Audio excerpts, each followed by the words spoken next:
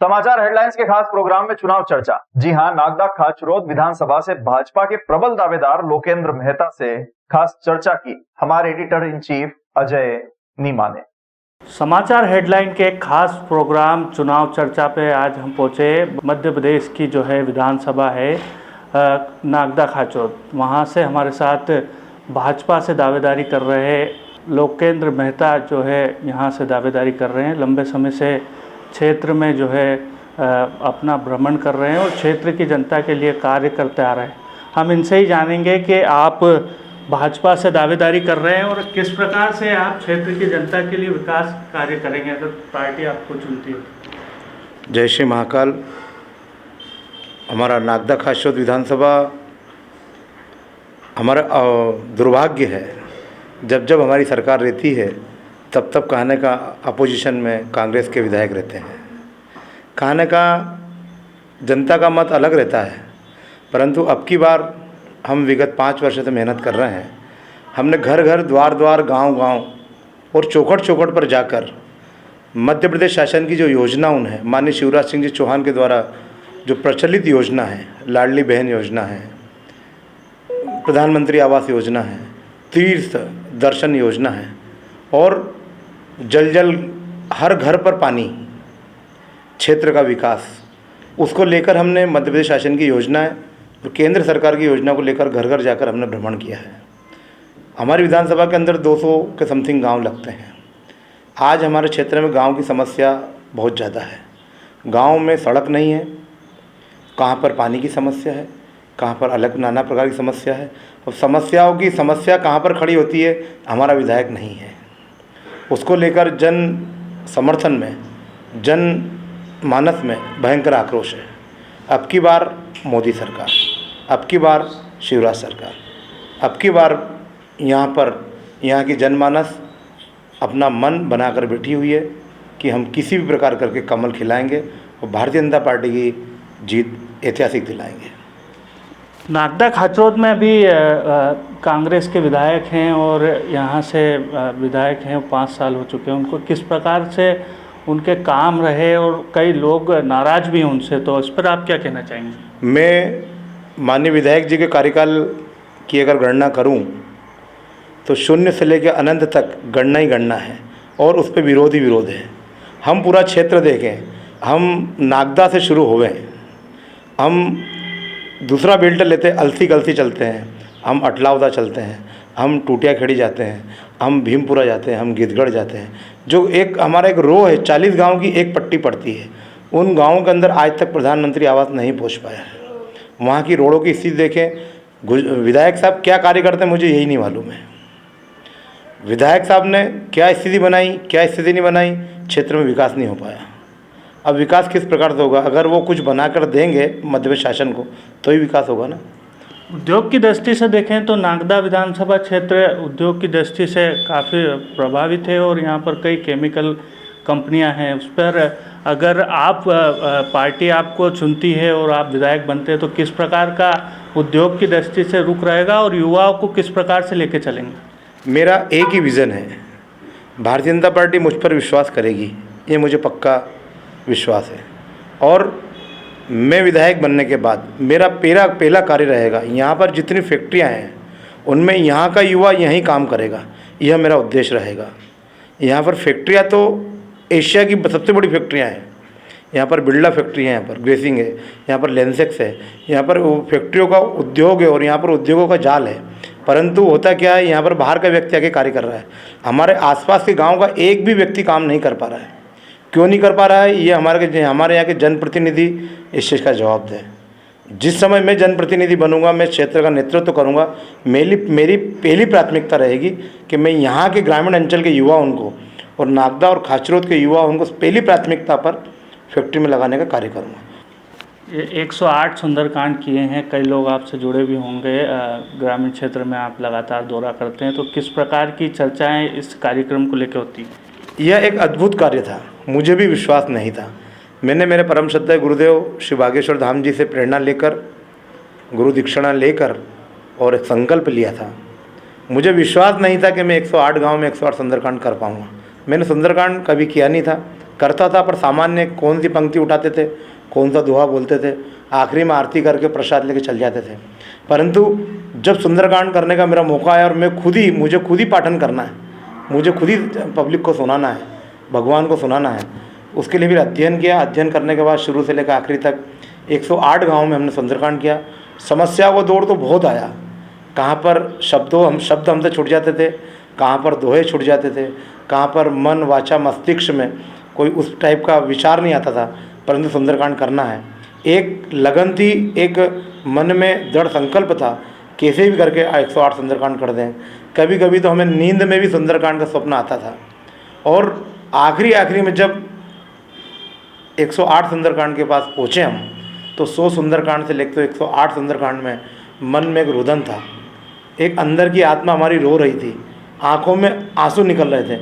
हे भगवान, इतनी जल्दी सुंदरकांड कैसे पूरे हो गए। जितने नज़दीक जाते गए अंतिम समय के सुंदरकांड एक अद्भुत सुंदरकांड थे। वहाँ पर मुझे अपने आप में भगवान का दृश्य नज़र आया कि हे भगवान, ये शाश्वत सत्य है, ये कलयुग है। अगर भगवान के सामने 24 घंटे बैठेंगे तो भगवान को भी विवश होकर भक्तों को दर्शन देने के लिए आना पड़ेगा। इन सुंदरकांड के माध्यम से मुझे विश्वास नहीं था कि मैं इतनी मजबूती से इस जनमानस के अंदर अपना परचम लहरा पाऊँगा। परंतु जब सुंदरकांड 108 मेरे संपूर्ण होने के बाद मुझे अपने आप में एक दृढ़ संकल्प हुआ। दृढ़ संकल्प होने के बाद मुझे विश्वास हुआ, अब मैं इस क्षेत्र का प्रतिनिधित्व कर सकता हूँ और जनमानस की सेवा कर सकता हूँ। अभी कुछ समय पहले बारिश का कहर हुआ और यहाँ पर चंबल नदी है, तो नदी किनारे कई बस्तियाँ प्रभावित हुई। किस प्रकार से आपने कार्य किया इन बस्तियों को, जो बाढ़ प्रभावित लोग हुए उनको किस प्रकार से आपने सहयोग किया? अभी ये काल का समय आ चुका था। विगत 4, 5, 6, 7 दिन पहले घनघोर बारिश हुई। इस बारिश ने एक रौद्र रूप दिखा दिया।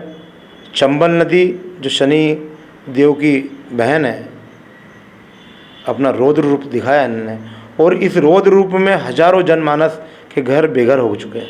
हमने नागदा की पट्टी जो जुड़े हुए गाँव हैं, जैसे हमारा नायन है, हमारा पाड़सूतिया है, हमारा टकरावदा है, हमारा भीलसोड़ा है, हमारा भीमखेड़ा है, हमारा गेंदवानिया है, हमारा अटलावदा है, टूटिया खेड़ी है। ये पट्टी पूरी डैम के आसपास की पूरी पट्टी हमारी ख़त्म हो चुकी है।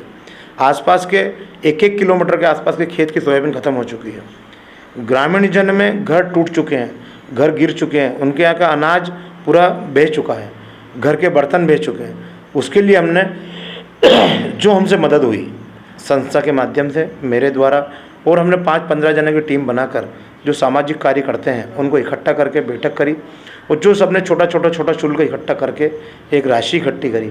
उस राशि से कपड़े दिए हमने अन्न की व्यवस्था करी, हमने भोजन की व्यवस्था करी है। यहाँ पर बच्चों को ओढ़ने के लिए कंबल नहीं थे, कंबल की व्यवस्था करी हमने चद्दर उनकी व्यवस्था करी, बिछाने की व्यवस्था करी है। प्लास्टिक के बैठने की चटाई तक सब बेच चुकी थी, नीचे गीला था, बच्चे कहाँ बैठेंगे, उनको घेंगा रोग हो जाएगा।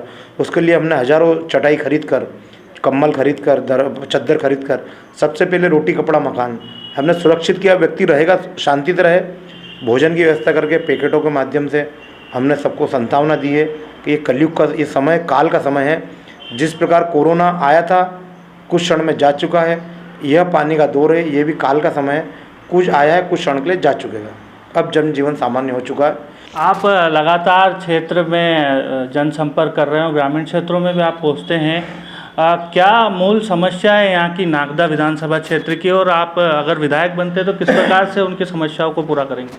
पहली समस्या यहाँ पर रोजगार की समस्या है। यह कृषि प्रधान क्षेत्र है और किसानी क्षेत्र है। यहाँ पर ज़मीन वो के वही है। एक छोटा सा उदाहरण दूँ, एक किसान के यहाँ पे 10 बीघा ज़मीन है, उसके 2 बेटे हैं, 5-5 बीघा दोनों में बढ़ जाएगी। अब उन दोनों बेटे की शादी होगी, उनके एक संतान हुई तो 5 बीघा ज़मीन 2.5 बीघा के अंदर बढ़ जाएगी। ज़मीन वही है, घर बढ़ते जा रहे हैं, ज़मीन बढ़ती जा रही है। सबसे बड़ी समस्या यहाँ पर रोजगार की है। यहाँ पर उद्योग जरूर है, परंतु यहाँ का व्यक्ति काम नहीं कर पा रहा है। यहाँ की पॉलिसी क्या है मुझे भी नहीं मालूम है, परंतु मैं आप सबको इतना विश्वास दिलाता हूँ, मैंने जब यहाँ ग्रामीण क्षेत्र में घूमा तो एक ही हो सकता है यहाँ पर छोटे छोटे कुटीर उद्योग के माध्यम से, बड़े उद्योगों के माध्यम से, और जिस प्रकार से यहाँ पर कृषि प्रधान क्षेत्र है, ये हमारा गुजर बेल्ट है, देवनारायण भगवान का क्षेत्र है, यहाँ पर दूध का उपयोग उत्पादन होता है, तो हम यहाँ पर मध्य प्रदेश शासन की ओर से भारत सरकार की जो ऋण की योजनाओं ने जिनके अंदर 50%, 30%, 40% सब्सिडी मिलती है, वह दूध प्लांट डलवाकर छोटे छोटे किसान को छोटा छोटा दूध प्लांट डलवाकर, सौर ऊर्जा डलवाकर, छोटे छोटे कुटीर उद्योग डलवाकर, स्वावलंबन बनाकर स्वयं का काम करने का प्रशिक्षण भी देंगे और हर व्यक्ति को यहाँ पर मजबूत बनाएंगे। हर घर से एक व्यक्ति को रोजगार देने के लिए मैं संकल्पित हूँ। भगवान खाटू श्याम को भी आप बहुत मानते हैं और ग्रामीण क्षेत्रों में भजन संध्या भी आपने कराई है, किस प्रकार के आयोजन हुए थे? बाबा खाटू श्याम कलयुग के 3 बाणधारी हैं, 3 तरकशधारी हैं। उनके तरकश में 3 बाण थे। ऐसे बाबा खाटू श्याम जी, भगवान योगेश्वर जी ने उनको, कृष्ण भगवान ने जब महाभारत का युद्ध हो रहा था उस समय वरदान दिया था, जैसे जैसे कलयुग की छाया बढ़ती जाएगी खाटू श्याम जी आपका नाम होता जाएगा, जो तुम्हारे पास आएगा वो कभी खाली नहीं जाएगा।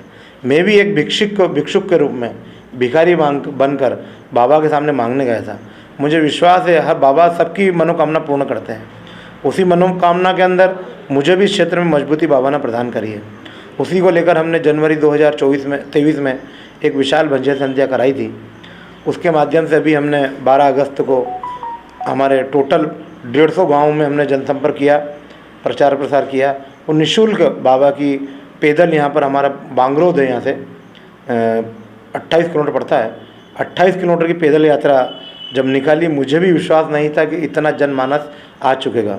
खाटू श्याम जी से मैं एक ही चीज़ मांग के आया हूँ, हे बाबा 3 तरकश बाणधारी, मेरा यह क्षेत्र धन धान्य से पूर्ण रहे, यहाँ का जनमानस स्वस्थ रहे, आपस में भाईचारा रहे और किसी प्रकार की कोई बीमारी इस क्षेत्र में नहीं आवे जिसके माध्यम से जनमानस प्रभावित हो। मुझे विश्वास है बाबा खाटू श्याम कलयुग के धारी हैं और कलयुग जहाँ जहाँ बढ़ेगा, जहाँ जहाँ उनका आशीर्वाद जनमानस पर पड़ेगा और खाटू श्याम जी को मैं दिल से मानता हूँ। जय श्री श्याम। देखिए, आप हमारे साथ थे, ये लोकेंद्र मेहता जो है नागदा खाचौद विधानसभा क्षेत्र से भाजपा से दावेदारी कर रहे हैं और जो है प्रबल दावेदारी इनकी मानी जा रही है। इसके साथ हमारी खास चर्चा हुई चुनाव चर्चा। अब हम आपको आगे लेके चलेंगे अगली विधानसभा क्षेत्र में, वहाँ पर भी चुनाव चर्चा की जाएगी।